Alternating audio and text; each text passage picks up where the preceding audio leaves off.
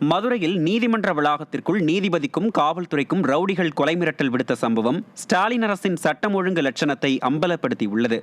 கஞ்சா கடத்தல் வழக்கில் குற்றம் சாட்டப்பட்ட மதுரையைச் சேர்ந்த சகோதரர்களை குற்றவாளிகள் என அறிவித்து மதுரை மாவட்ட போதைப்பொருள் தடுப்பு சிறப்பு முதலாவது கூடுதல் நீதிமன்ற நீதிபதி ஹரிஹரகுமார் உத்தரவிட்டார்.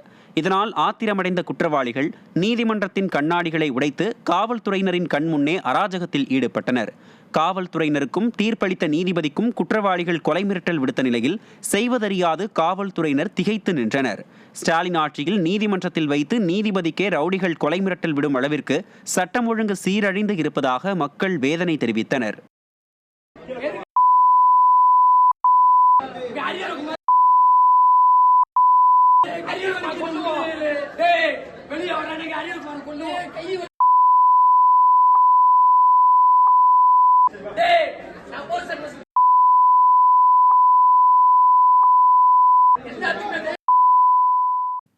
நீலகிரி மாவட்டம் உதகையில் ஆபாச பேச்சு அமைச்சர் பொன்முடியை பதவி நீக்கம் செய்யக்கோரி அதிமுக சார்பில் கண்டன ஆர்ப்பாட்டம் நடைபெற்றது.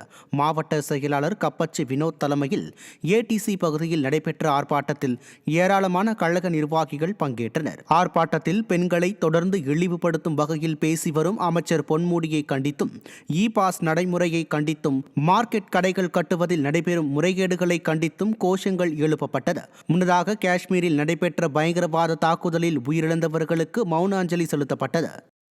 போராட்டம் இது போராட்டம், போராட்டம் இது போராட்டம். கொடுத்து பேசி வரும் பொன்முடியை, பேசி வரும் பொன்முடியை, பேசி வரும் பொன்முடியை, பேசி வரும் பொன்முடியை அமைச்சர் பதவியில் இருந்து, அமைச்சர் பதவியில் இருந்து, அமைச்சர் பதவியில் இருந்து, அமைச்சர் பதவியில் இருந்து ராஜினாமா செய்ய, ராஜினாமா செய்ய, ராஜினாமா செய்ய, ராஜினாமா செய்ய வலியுறுத்தி போராட்டம், வலியுறுத்தி போராட்டம்.